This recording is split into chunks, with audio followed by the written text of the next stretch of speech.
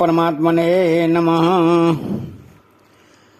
15वें अध्याय के पहले श्लोक में भगवान कहते हैं कि ऊर्ध्वमूलमध शाखमश्वत्थं प्राहुरव्ययम् छन्दांसे अस्य पर्णानि यस्तं वेद स वेदवित्।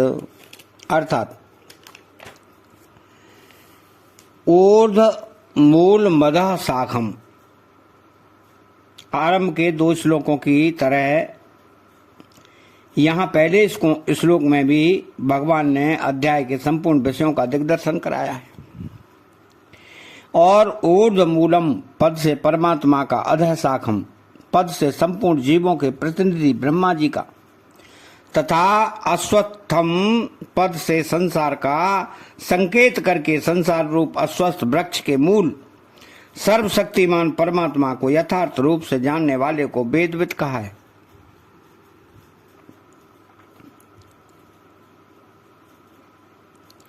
साधारणतया वृक्षों का मूल नीचे, शाखाएं ऊपर होती हैं, परंतु यह संसार वृक्ष ऐसा विचित्र वृक्ष है कि इसका मूल ऊपर तथा शाखाएं नीचे की ओर हैं। जहां जाने का मनुष्य लौटकर संसार में नहीं आता, ऐसा भगवान का परम धाम ही संपूर्ण भौतिक संसार से ऊपर सर्वोपरि है। संसार वृक्ष की प्रधान शाखा तना ब्रह्मा जी है, क्योंकि संसार वृक्ष की उत्पत्ति के समय सबसे पहले ब्रह्मा जी का उद्भव होता है। इस कारण ब्रह्मा जी ही इसकी प्रधान शाखा है। तो ब्रह्मलोक भगवत धाम की उपेक्षा नीचे है। स्थान, गुण, पद, आयु आदि सभी दृष्टियों से परम धाम की उपेक्षा निम्न श्रेणी में होने के कारण ही इन्हें अधः नीचे की ओर कहा गया है। यह संसार रूपी वृक्ष ऊपर की ओर मूल वाला है। वृक्ष में मूल ही प्रधान होता है, ऐसे ही संसार रूपी वृक्ष में परमात्मा ही प्रधान है। उनके ब्रह्मा जी प्रकट होते हैं, जिनका वर्णन अधः शाखम पद से हुआ है। तो सबके मूल प्रकाशक और आश्रय परमात्मा ही है। देश, काल, भाव, सिद्धांत, गुण, रूप, विद्या आदि सभी दृष्टियों से परमात्मा ही सर्वश्रेष्ठ है। उनके ऊपर अथवा श्रेष्ठ की तो बात ही क्या है, उनके समान भी दूसरा कोई नहीं है। संसार वृक्ष के मूल सर्वोपरि परमात्मा है। जैसे मूल वृक्ष का आधार होता है, ऐसे ही परमात्मा संपूर्ण जगत के आधार हैं। इसीलिए इस वृक्ष को ऊर्ध्व मूलम कहा गया है। तो मूल शब्द कारण का वाचक है। संसार वृक्ष की उत्पत्ति और इसका विस्तार परमात्मा से ही हुआ है। वे परमात्मा नित्य, अनंत और सबके आधार हैं तथा सगुण रूप से सबके ऊपर नित्य धाम में निवास करते हैं, इसलिए वे ऊर्ध्व नाम से कहे जाते हैं। तो यह संसार वृक्ष उन्हीं परमात्मा से उत्पन्न हुआ है, इसलिए इसको ऊपर की ओर मूल वाला ऊर्ध्व मूल कहते हैं। तो वृक्ष के मूल से ही तने, शाखाएं, कोपलें निकलती हैं। इसी प्रकार परमात्मा से ही संपूर्ण जगत उत्पन्न होता है, उन्हीं से विस्तृत होता है और उन्हीं में स्थित रहता है। उन्हीं की शक्ति पाकर संपूर्ण जगत चेष्टा करता है। ऐसे सर्वोपरि परमात्मा की शरण लेने से मनुष्य सदा के लिए कृतार्थ हो जाता है। शरण लेने की बात आगे तमई विचाद्यम पुरुषम प्रपद्ये पदों में कही गई है। सृष्टि रचना के लिए ब्रह्मा जी प्रकृति को स्वीकार करते हैं, पर वास्तव में वह प्रकृति से संबंध रहित होने के कारण मुक्त है। ब्रह्मा जी के सिवाय दूसरे संपूर्ण जीव प्रकृति और उसके कार्य शरीर आदि के साथ अहंता ममता पूर्वक जितना जितना अपना संबंध मानते हैं, उतने उतने ही में वे बंधन में पड़े हुए हैं और उनका बार बार पतन, जन्म, मरण होता रहता है। अर्थात उतनी ही शाखाएं नीचे की ओर फैलती रहती हैं। तो सात्विक, राजस और तामस ये तीनों गतियां अधः शाखम के ही अंतर्गत हैं। तो अश्वत्थम शब्द के 2 अर्थ हैं। नंबर 1, जो कल दिन तक भी न रह सके, और पीपल का वृक्ष। पहले अर्थ के अनुसार अश्वत्थम पद का तात्पर्य है कि संसार एक क्षण भी स्थिर रहने वाला नहीं है। केवल परिवर्तन के समूह का नाम ही संसार है। परिवर्तन का जो नया रूप सामने आता है, उसकी उत्पत्ति करते हैं। थोड़ा और परिवर्तन होने पर उसको स्थिति रूप से मान लेते हैं, और जब उस स्थिति का स्वरूप भी परिवर्तित हो जाता है, तब उसको समाप्ति, प्रलय कह देते हैं। तो वास्तव में इसकी उत्पत्ति, स्थिति और प्रलय होते ही नहीं। इसलिए इसमें प्रतिक्षण परिवर्तन होने के कारण यह संसार क्षण भर भी स्थिर नहीं है। दृश्य मात्र प्रतिक्षण अदर्शन में जा रहा है। इसी भाव से संसार को अश्वत्थम कहा गया है। दूसरे अर्थ के अनुसार यह संसार पीपल का वृक्ष है। शास्त्रों में अश्वत्थ तथा पीपल के वृक्ष की बहुत महिमा गाई गई है। स्वयं भगवान भी सब वृक्षों में अश्वत्थ को अपनी विभूति कहकर उसको श्रेष्ठ एवं पूज्य बताते हैं।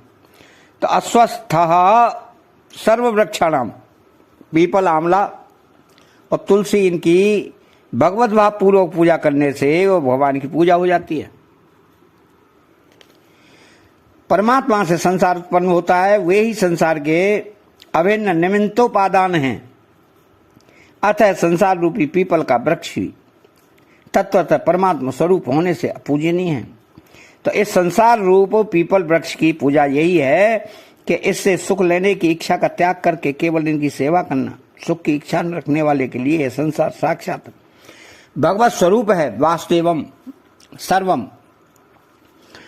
परंतु संसार से सुख की इच्छा रखने वालों के लिए यह संसार दुखों का घर ही है, कारण स्वयं अविनाशी है। और यह संसार वृक्ष प्रतिक्षण परिवर्तनशील होने के कारण नाशवान, अनित्य और क्षणभंगुर है।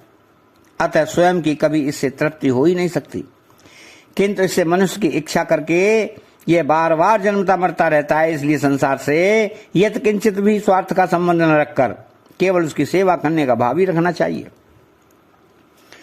प्राहुरव्ययम, संसार वृक्ष को अव्यय कहा गया है। क्षणभंगुर अनित्य संसार का आदि और अंत न जान सकने के कारण, प्रवाह की निरंतरता नित्यता के कारण तथा इसका मूल सर्वशक्तिमान परमेश्वर नित्य अविनाशी होने के कारण ही इसे अव्यय कहते हैं।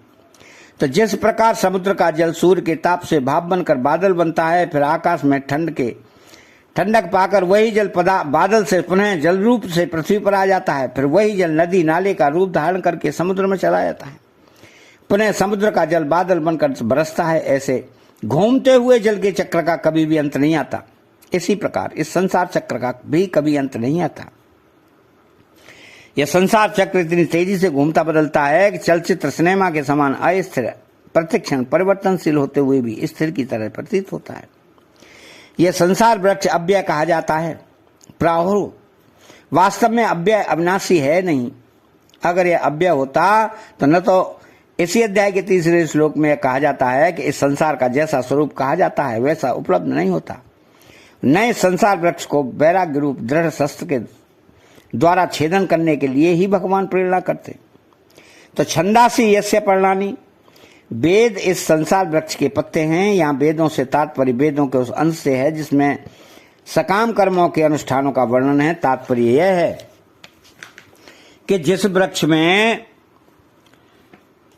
सुंदर फूल पत्ते हों, फल नहीं हो, तो वह वृक्ष अनुपयोगी है, क्योंकि वास्तव में तृप्ति तो फल से ही होती है, फूल पत्तों की सजावट से नहीं। इसी प्रकार सुख भोग चाहने वाले सकाम पुरुषों को भोग ऐश्वर्य रूप फूल पत्तों से संपन्न या संसार वृक्ष बाहर से तो सुंदर प्रतीत होता है, पर इससे सुख चाहने वाले के कारण उसको अक्षय सुख रूप तृप्ति अर्थात महान आनंद की प्राप्ति होती है। वेद विहित पुण्य कर्मों अनुष्ठान स्वर्ग आदि लोकों की कामना से किया जाए तो यह निषिद्ध कर्मों को करने की उपेक्षा शेष तो है, पर उन कर्मों से मुक्ति नहीं हो सकती, क्योंकि फल भोग के बाद पुण्य कर्म नष्ट हो जाते हैं और उसे पुनः संसार में आना पड़ता है। इस प्रकार सकाम कर्म और उसका फल दोनों ही उत्पन्न और नष्ट होने वाले हैं। अतः साधक को इन दोनों से सर्वदा असंग होकर एकमात्र परमात्मा तत्व को ही प्राप्त करना चाहिए। पत्ते वृक्ष की शाखा से उत्पन्न होने वाले तथा वृक्ष की रक्षा और वृद्धि करने वाले होते हैं। पत्तों से वृक्ष सुंदर दिखता है तथा दृढ़ होता है। पत्तों के हिलने से वृक्ष का मूल, तना एवं शाखाएं दृढ़ होती हैं।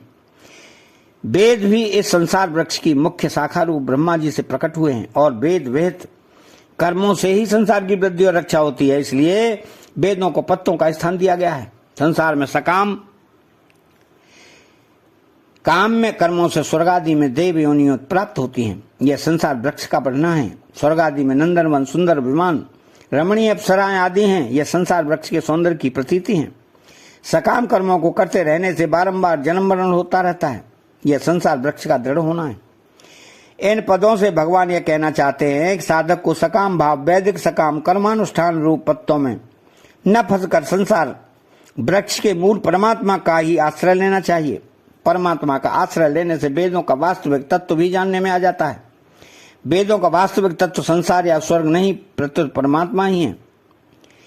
तो यस्तम वेदन वेद विता, उस संसार वृक्ष को जो मनुष्य जानता है और संपूर्ण वेदों के यथार्थ तात्पर्य को जानने वाला है। संसार को क्षणभंग और अनृत्य जानकर इससे कभी किंचित मात्र भी सुख की आशा न रखना। यही संसार को यथार्थ रूप से जानना है। वास्तव में संसार को क्षणभंग और जान लेने पर सुख भोग हो ही नहीं सकता। सुख भोग के समय संसार क्षणभंग नहीं दिखता। तो जब तक संसार के प्राणी पदार्थों को स्थायी मानते रहते हैं तभी तक सुख भोग, सुख की आशा और कामना तथा संसार का आश्रय, महत्व, विश्वास बना रहता है। तो जिस समय यह अनुभव हो जाता है कि संसार प्रतिक्षण नष्ट हो रहा है, उसी समय उससे सुख लेने की इच्छा मिट जाती है और साधक उसके वास्तविक स्वरूप को जानकर संसार से विमुख और परमात्मा के सम्मुख होकर परमात्मा से अपनी अभिन्नता का अनुभव कर लेता है। परमात्मा से अभिन्नता का अनुभव होने में ही वेदों का वास्तविक तात्पर्य है। तो जो मनुष्य संसार से विमुख होकर परमात्मा तत्व से अपनी अभिन्नता जो वास्तव में है का अनुभव कर लेता है, वही वास्तव में वेदवित है। वेदों के अध्ययन मात्र से मनुष्य वेदों का विज्ञान तो हो सकता है, पर यथार्थ वेदवेदता नहीं। वेदों का अध्ययन न होने पर भी जिसको संसार से संबंध विच्छेद पूर्वक परमात्मा तत्व की अनुभूति हो गई है, वही वास्तव में वेदवेदता, वेदों के तात्पर्य को अनुभव में लाने वाला है। भगवान ने इसी अध्याय के 15वें श्लोक में अपने को वेदविद कहा है। यहाँ वे संसार के तत्व को जानने वाले पुरुष को वेदविद कहकर उससे अपनी एकता प्रकट करते हैं। तात्पर्य है कि मनुष्य शरीर में मिले विवेक की इतनी महिमा है कि उससे जीव संसार के यथार्थ तत्व को जानकर भगवान के सदस्य वेद जाता है। तो परमात्मा की अंश होने के कारण जीव एकमात्र वास्तविक संबंध